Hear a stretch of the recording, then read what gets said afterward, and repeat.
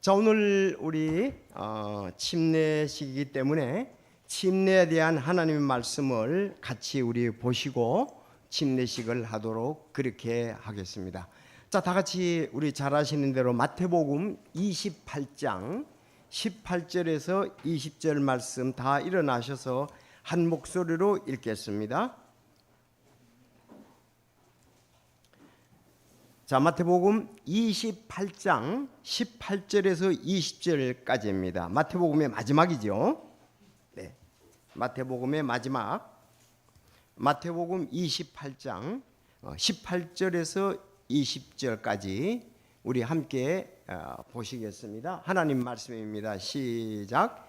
예수님께서 그들에게 오셔서 말씀하여 이르시되 하늘과 땅에 있는 모든 권능이 내게 주어졌으니 그러므로 너희는 가서 모든 민족들을 가르치고 아버지와 아들과 성령의 이름으로 그들에게 침례를 주며 무엇이든지 내가 너희에게 명령한 모든 것을 그들에게 가르쳐 지키게 하라. 보라, 내가 세상의 끝까지 항상 너희와 함께 있느니라 하시니라. 아멘. 기도드리겠습니다. 하나님 아버지 감사합니다. 오늘 참 예수 그리스도의 보혈의 피로 구원받은 형제자매들이 참 교회로 모여 또 교회를 이루어 예배로 주님 영광롭게 해주셔서 영광롭게 하게 하심을 감사를 드립니다. 오늘 저희들 찬양을 올려드렸고 또 물질을 통해서 주님의 사역에 함께할 수 있었음을 인해서 감사합니다. 이 시간 참 사도행전 2장에 보면 그들이 구원받고 침례받은 후 사도들의 교리 안에 있었다고 그랬는데 저희들 이제 교리 하나님 말씀을 증거하게 됩니다. 잘 하나님의 뜻을 알고 믿음 생활하는 저희들이 되게 하여 주옵소서. 성령님께서 말씀과 함께 역사해 주시고 정말 이 말씀들이 실제로 잘 실천되어서 아버지께 영광이 되고 또 우리에게는 기쁨이 되게 하여 주옵소서. 또 이 진리를 땅끝까지 이르러 증거하는 저희들이 되게 하여 주옵소서. 오늘 전 말씀 마칠 때까지 인도해 주시기를 간절히 바라오며 예수님의 이름으로 기도드리옵나이다. 아멘. 자, 오늘 읽은 마태복음 28장 18절에서 우리 20절까지 우리는 이것을 예수님의 지상 대사명이라고 얘기를 합니다. 예수님의 말씀하신 지상 대사명, 이 땅에서의 교회의 지상 대사명이다. 그러니까 내가 왜 신앙생활을 하느냐 물으면 이 말씀이 있는 거예요. 내가 오늘 교회에 왜 왔느냐 하면 이 말씀 때문에 그렇습니다. 이해가 되십니까? 그만큼 이 말씀은 중요합니다. 왜? 예수님이 말씀하신 지상 대사명이기 때문에 그렇습니다. 이건 해도 되고 안 해도 되는 것이 아닙니다. 이거는 또 약화될 수가 없습니다. 이건 점점 교회를 통해서 크게 드러나야 되고 땅끝까지 드러나야만 하는 것입니다. 그래서 18절에 보니까 예수님께서 그들에게 오셔서 말씀하여 이르시되, 이때는 11 제자였습니다. 하늘과 땅에 있는 모든 권능이 내게 주어졌다 그랬어요. 예수님 부활하신 후 특별히 하나님께서 하늘과 땅의 모든 권능을 주님께 예수님께 주셨습니다. 지금 부활하시고 나셔서 40일 동안 계실 때 이 하신 말씀이거든요. 그러면서 모든 권능이 내게 주어졌는데 그러므로 너희는 가서 모든 민족들을 가르치고 모든 민족들을 제자로 삼고, 이 말도 이게 포함이 되어 있습니다. 그 다음에 모든 민족 가르치고 아버지와 아들 성령의 이름으로 그들에게 침례를 주며 세 번째 가르쳐 지키게 하라, 그렇게 얘기했습니다. 세상 끝날까지 항상 너희와 함께한다, 교회와 함께한다고 말씀을 하고 있습니다. 자, 오늘 이 마태복음 28장 18절에서 20절 말씀으로 인해서 이 명령에 따라서 지구상에 있는 모든 교회는 침례 혹은 세례를 베풀고 있습니다. 왜? 영혼들이 구원받게 하고 가르쳐 지키게 하라 그랬습니다. 그래서 먼저 모든 민족들을 가르치고 그랬어요. 모든 민족들을 가르친 것을 실제적으로 사도행전 사도들이 한 걸 볼 때 특별히 땅끝까지 이르러 증인이 되기 위해서 이방 민족에 갔던 사람이 누구죠? 사도 바울이잖아요. 사도 바울이 각 지역에 가서 뭘 했느냐? 사람들에게 복음을 전하고 침례를 주었던 사실입니다. 그리고 하나님 말씀 전체 하나님의 뜻을 가르쳐 지키게 했다는 거예요. 첫째, 교회는 복음을 전해야 돼요. 맞습니까? 두 번째, 그 복음을 받아들인 사람은 침례를 받는 거예요. 이제 침례를 받은 사람은 하나님의 말씀을 가르쳐 지키게 해야 된다. 오늘 이 내용이 본문의 말씀입니다. 자, 특별히 오늘 침례식을 하니까요, 이 명령에 따라서 아버지와 아들과 성령의 이름으로 침례를 주라고 하셨거든요. 이 명령에 따라서 이 지구상에 있는 모든 교회들, 교회라고 쓰이는 모든 교회, 일반 개혁교회, 천주교, 또 우리 성공회도 있고, 또 그런가 하면은 희랍정교회도 있고, 하여튼 모든 교회는 이렇게 세례 또는 침례를 행하고 있습니다. 자, 그런데 중요한 것은 분명히 여기서 가르쳐 지키게 하라 그랬거든요. 이 가르치다는 말 속에 교육의 의미가 굉장히 강하지요. 그렇죠? 그런데 여기 헬라어에서 가르치다는 말은 교육적, 지식적인 것도 있지만 훈련이라는 것도 포함되어 있습니다. 가르치라는 말에. 그러니까 단순하게 지적인 것을 알고 이게 아니라 그렇게 되도록 훈련하라는 말도 있습니다. 그리고 가르쳐 지키게 하라 그랬어요. 지키게 하라는 말 속에는 따라합시다. 보존하다, 순종하다, 지키다, 이런 말씀이 다 있어요. 이 준수한다는 말, 그 다음에 보존한다는 말, 순종케 한다는 말. 그러면 예수님 말씀하신 것을 지금까지 교회들이 지키고 그대로 보존하고 준수하고 순종을 해야 되는 거예요. 맞습니까? 왜? 가르쳐 지키게 하라 그랬으니까. 이거는 우리가 침례는 잘 알고 우리가 행하라고 하는 거예요. 그런데 여기 본문에 분명히 가르쳐 지키게 하라. 내가 항상 너희와 함께 한다 그러는데 이거를 바꿔버렸습니다. 이걸 잘못 행하고 있는 거예요. 그게 세례입니다. 좀 충격적입니까? 분명히 이 앞뒤 내용을 볼 때 이렇게 말씀을 했는데도 불구하고 지금 가르쳐 지키고 있지 않고 행하지 않고 있다는 사실입니다. 너무 본문 내용을 볼 때는 가르쳐 지키게 하는데 지금 가르쳐 지키고 있지 않고요. 항상 함께 한다고 그러는데 함께하는 주님을 두려워하거나 귀하게 여기지 않는 뜻이나 마찬가지입니다. 저는 오늘 이 말씀을 전에도 전했지만 다시 보면서 가르쳐 지키게 하라. 내가 항상 함께 한다고 그랬습니다. 그러면 가르쳐 지키지 않는 교회들에게 하나님께서 기뻐하실 것인가 한번 생각해 볼 필요가 있습니다. 그러면 오늘 이 침례 세례에 대해서 여러분에게 자세히 좀 말씀드리겠습니다. 여러분 하나님의 말씀을 보면서 이 말씀 안에 거하시기를 바랍니다. 하나님이 뭐라고 말씀하셨는지 그거를 듣고 행해야지 바꾼 것을 행하면 안 되잖아요. 사람의 임의대로 바꿔버리잖아요. 그렇죠. 세례는 사람의 임의대로 약식으로 바꿔버린 겁니다. 역사적인 거예요. 이거는 주후 400년 전까지는 주후 400 예수님 십자가에 달려 돌아가시고 약 300~400년 동안은 계속 침례를 행했습니다. 그 이후에 로마 캐톨릭 천주교에 의해서 이게 바꿔진 거예요. 약식으로. 그러니까 성경을 이탈했다고 볼 수가 있죠.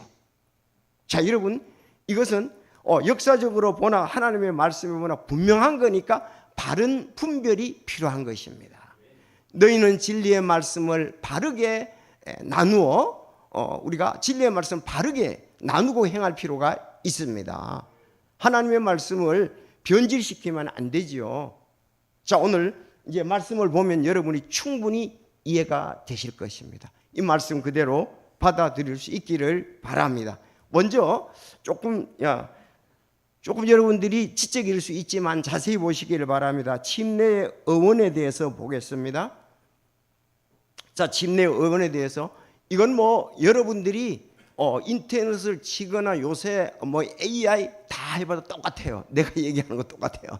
저도 그걸 오늘 보면서 계속적으로 점검을 했습니다. 자, 의원에 대해서 우리가 먼저 살펴보고 방법에 대해서 살펴보고 의미에 대해서 살펴보고 침례 조건에 대해서 살펴보고 다섯 번째, 침례는 지역교회에 주신 권위와 명령입니다. 이렇게 하면 확실하잖아요. 여러분 이렇게 알 수 있기를 바랍니다. 자, 침례로 번역된 이 침례로 번역된 헬라어는 약 115번 나와요. 근데 동사 밥티조라가 77번 나오고 명사가 23번 나오고 인물을 가리키는 명사가 15번 나옵니다. 이렇게 해서 약 115번 중 이렇게 나옵니다.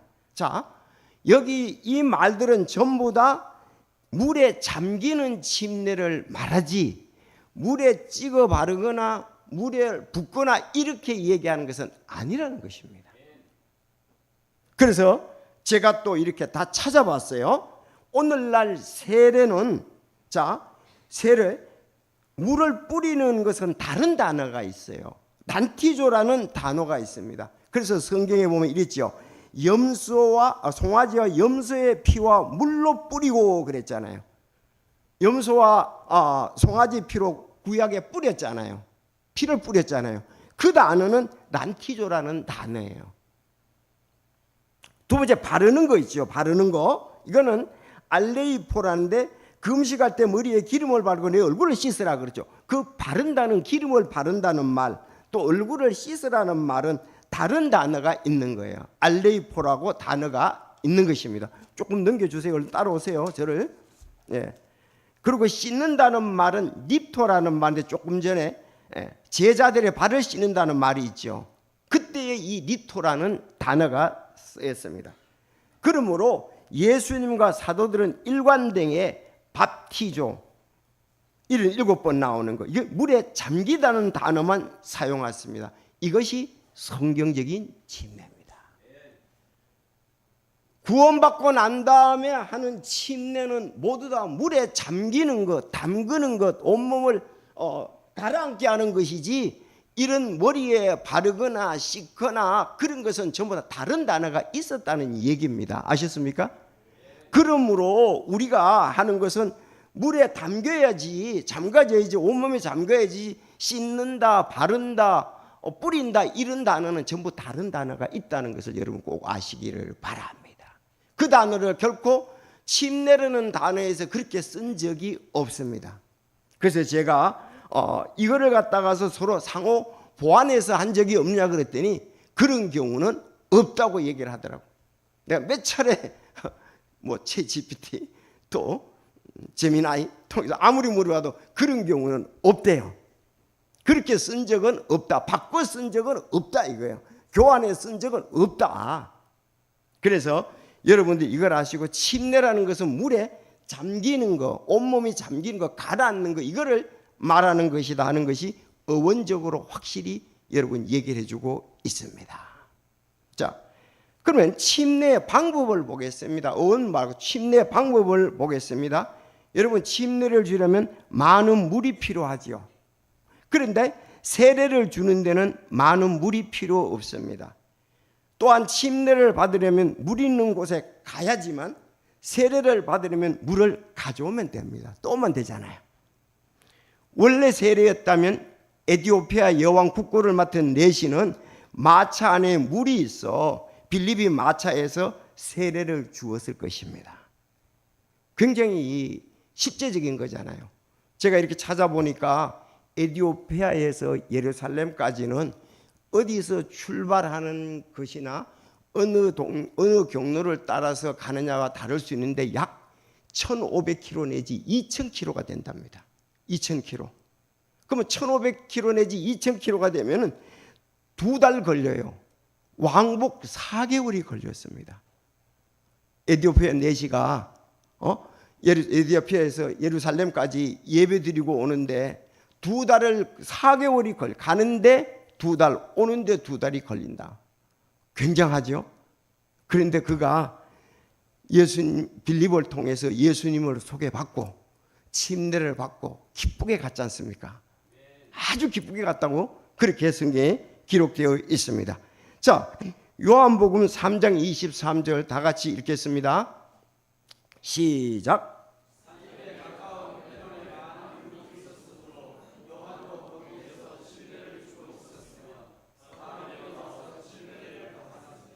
네, 살림에 가까운 에논에 많은 물이 있었으므로 요한도 거기에서 침례를 주고 있었으며 사람들이 와서 침례를 받았으니.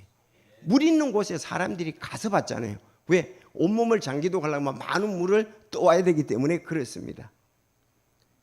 마태복음 3장 16절에도 예수님께서 침례를 받으시고 곧바로 물에서 올라오실 때에 그렇게 기록되어 있습니다. 맞습니까? 물에 침례받고 올라오셨습니다. 자, 사도행전 8장 38절 시작.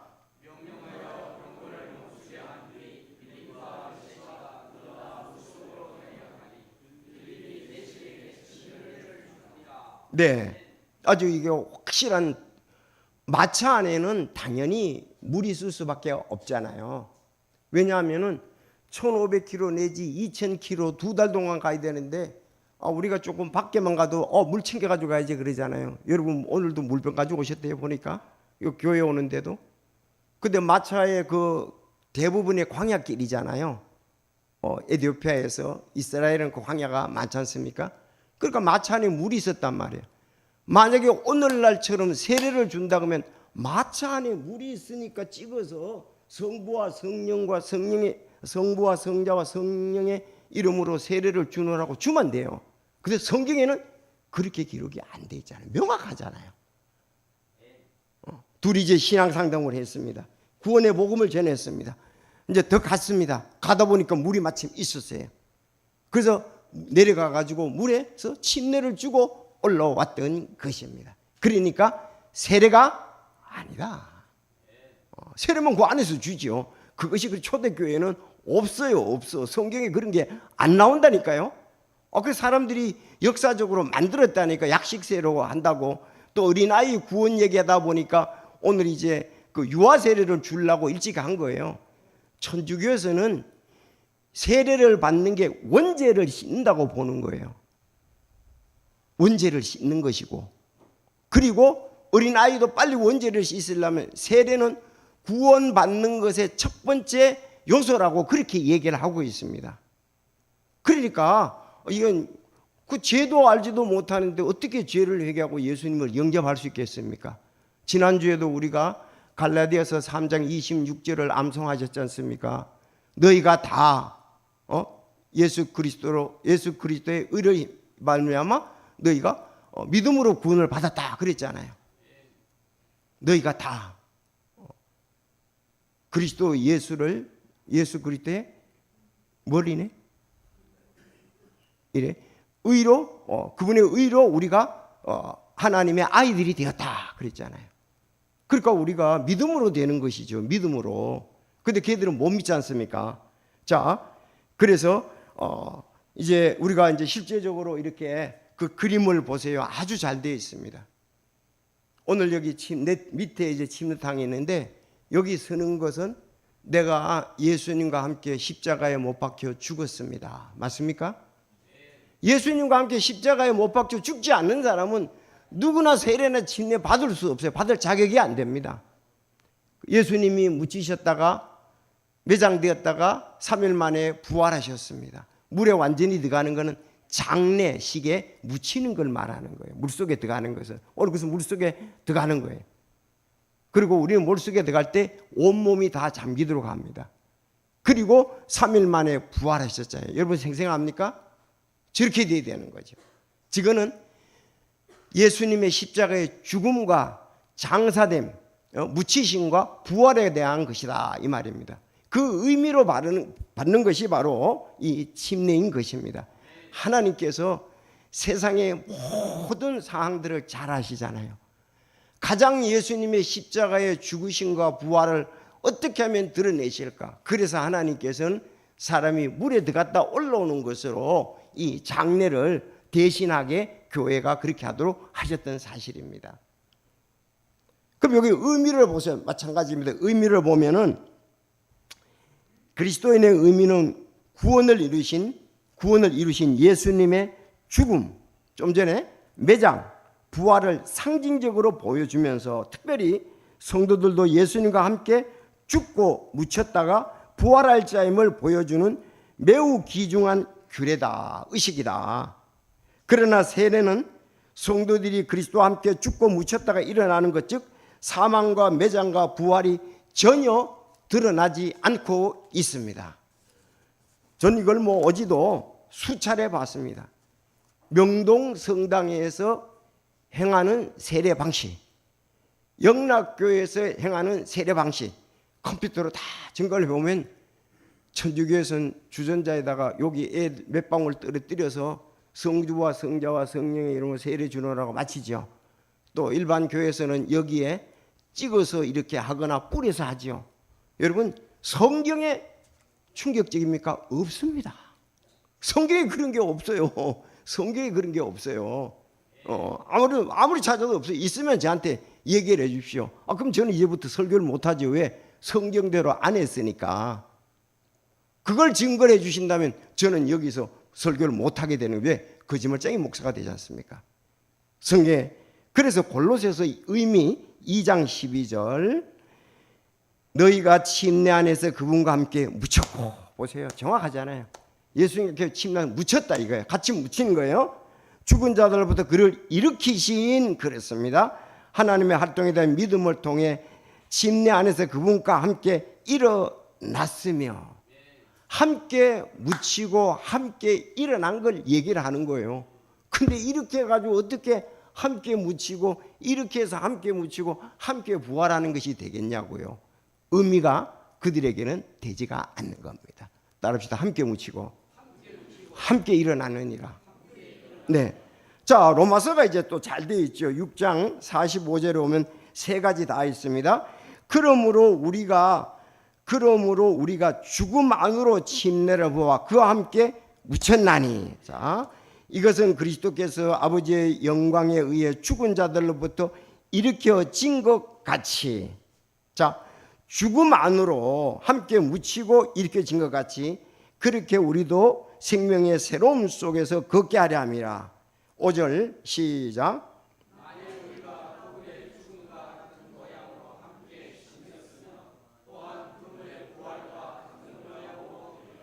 네, 그러니까 함께 죽고 함께 부활했다는 걸 나타내는 것입니다. 그럼 이런 의미를 볼 때도 하나님이 절대로 이걸 주신 일이 없지요. 그렇게 주시겠습니까? 아니잖아요. 이게 아니잖아요. 왜? 이거는 죽음을 갖다가서 아무리 그렇게 만약에 했다 그러면 이건 도대체 이해가 안 되는 부분이다. 그러나 물에 완전히 들어가는 건 예수님과 함께 죽고 묻혔다. 부활하는 것은 예수님과 함께 물에서 올라오는 건 부활했다는 것을 의미합니다.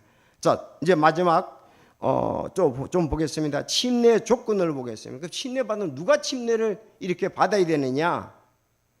어린아이가 받는 것이 아닙니다. 학습 세례를 받고 6개월 있다가 세례를 받는 것이 아닙니다. 누구든지 개인적으로 죄를 회개하고 예수님을 영접하면 곧바로 침례 받습니다. 성경에 전부 그렇게 얘기를 해요. 사도행전을 읽어보세요. 제 말이 틀렸으면 사도행전을 읽어보시면 사도행전 13장 이후에 바울의 사역을 보면 전부 다 복음을 전해서 죄인인 걸 알고 예수님의 십자가의 보혈 앞에 나가서 죄를 회개하고 예수님이 날 위해 십자가에 못 박혀 죽으셨습니다. 그래서 회개와 영접입니다. 사도행전 8장 30절 거기에 보면은 침례를 주라고 하셨고 에디오피아 내시도 믿음 고백 후에 즉시 침례를 받았습니다. 사도행전 16장 자수색 옥과장사 누디아도 즉시 침례를 받았고요. 같은 장에 나오는 빌립보 간수 역시 믿은 즉시 침례를 받았습니다. 초대교회 역시 믿은 즉시 침례를 받았습니다. 이게 교육으로 될 문제가 아니고요. 실제적으로 자기가 죄를 해결하고 받아들이는 인격적이고 사실적이고 확실한 것을 말하는 것이 점점 알아가서 내가 처음에 교회 자꾸 다니다 보니 지식이 쌓여가지고 되는 게 아니에요. 성경이 그렇게 얘기하는 게 아니고, 물론 그렇게 되는 경우도 있지만 대체로 예수 그리스도를 자기가 죄인인 걸 알고 예수 그리스도를 개인적으로 믿고 받는 것입니다. 자, 그래서 초대교회도 여러분 살펴보면 구원 그랬지 않습니까? 누가복음 5장 32절에 보면, 누가복음 5장 32절 시작. 나는 의로운 자를 부르러 오지 아니하고 죄인을 불러 회개하려고 왔느니라. 그러니까 죄인은 죄인인 줄 알고 죄를 회개해야 될 거 아닙니까? 맞습니까? 오늘 여기 침례 받는 사람들 똑같아요. 사도행전 8장 37절 아주 정확한 것이죠. 시작.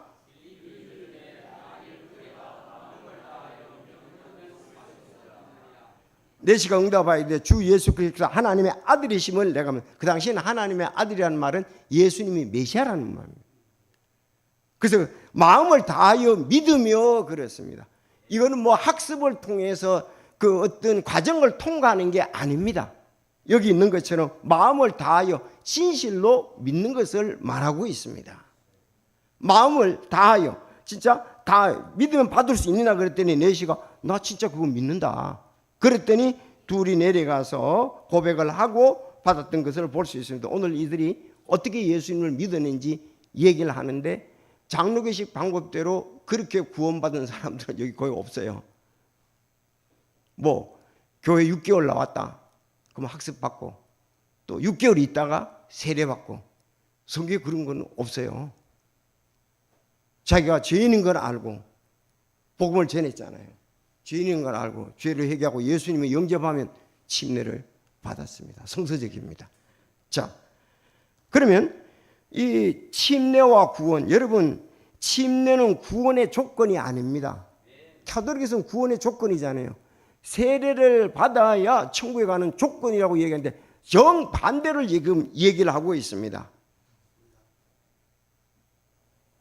원죄가 사해진다 그랬고, 구원을 받기 위해서는 유아 세례를 받아야, 성경에 그렇게 말한 적이 하나도 없습니다. 오히려 베드로전서 2장 21절은 이것은 육체의 더러운 것을 제하는 것이 아니요 선한 양심이 하나님을 향해서 응답하는 것이다 이거예요. 자, 오직 회개와 믿음으로 구원받지만 침례는 구원받은 자의 첫 순종이고 외적인 행위의 외적인 증거인 것입니다. 자, 이제 구원의 조건 잘 봤습니까? 회개하고 믿는 자가 침례를 받아야 됩니다. 그렇지 않으면은 여기에 물에 들어갔다 나온 것밖에 없어요. 뭐 천주교에서 유아세례라든지 이게 찍은 것밖에 아무 의미가 없습니다. 영적 진리가 있어야 되지 않습니까? 자, 여러분 잘 이해가 되십니까? 마지막에 이제 침례는 지역교회에 주신 권위와 명령입니다. 침례는 지역교회에 주신 권위와 명령으로서 이건 회원과 관계가 되고 가장 기본적이에요. 먼저 어떤 것보다도 믿었으면 먼저 이거부터 하고 회원이 되어야 되는 것입니다. 이거는 한 번만 하는 겁니다. 진정 죄를 회개하고 예수님 영접은 일생에 한 번만 하는 거예요. 그래서 유아 세례나 구원 전에 세례는 인정하지 않습니다. 성경에는 그것이 없습니다. 자, 우리 성경 구절 오늘 우리 마태복음 28장 18절에부터 20절을 봤습니다. 자, 요한복음 14장을 보겠습니다. 그 넘겨서 14장 21절 시작.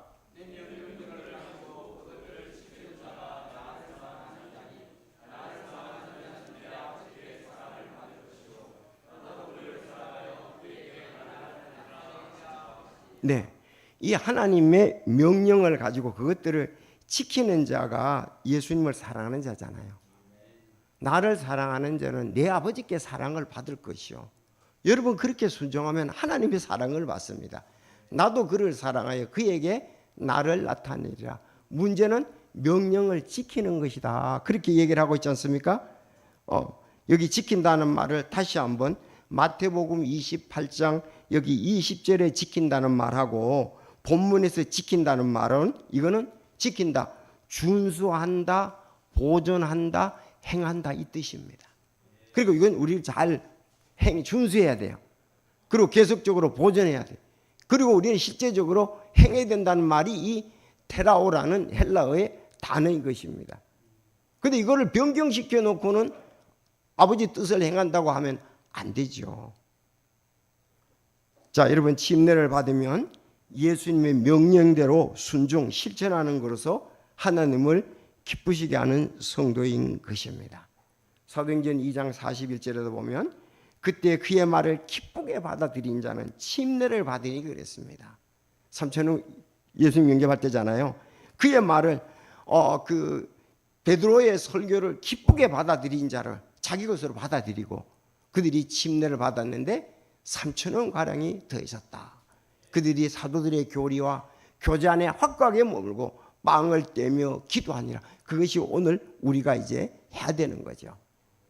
교리 안에, 말씀 안에, 그리고 교제 안에 머물고 주의 성찬을 띠고 주의 만찬을 띠고 그 다음에 기도했다 그랬습니다. 저는 그 이디오피아 내시 국고를 맡은 권세 있는 내시가 다른 어떤 때보다도 이 날이 굉장히 기뻤습니다. 사도행전 8장 38절을 보면 명령하여 병거를 머물게 한데 빌립과 내시가 둘 다 물속으로 내려가니 빌립이 내시에게 침례를 주니라. 그들이 물에서 나와 올라올 때 주의 영께서 빌립을 치어가심으로 내시는 그를 더 이상 보지 못하고 따라합시다. 기뻐하며 자기 일을 갔으나. 여러분들이 기쁘게 복음을 듣고 예수님을 영접한 사람은 침례를 또 받으면서 그거를 공개적으로 내가 믿은 거를 다른 사람에게 드러내지 않습니까? 이 얼마나 아름답고 귀하고 하나님의 말씀을 실천하는 것입니까? 우리는 그렇게 해야 돼요.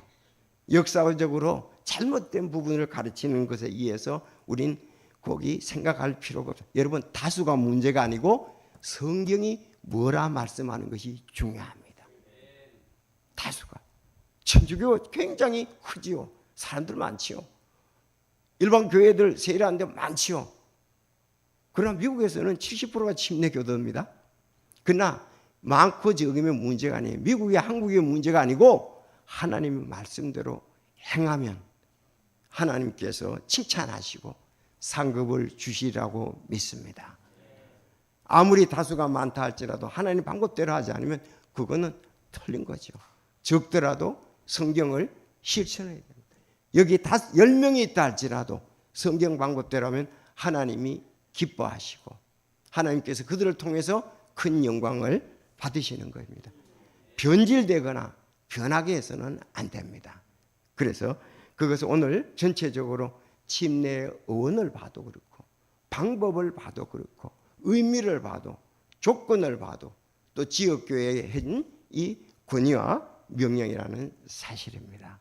여러분, 이 말씀을 마음에 꼭 간직하고 하나님의 말씀으로 그대로 받아들이며 또 행함으로 기쁨이 충만할 수 있기를 바랍니다. 기도드리겠습니다.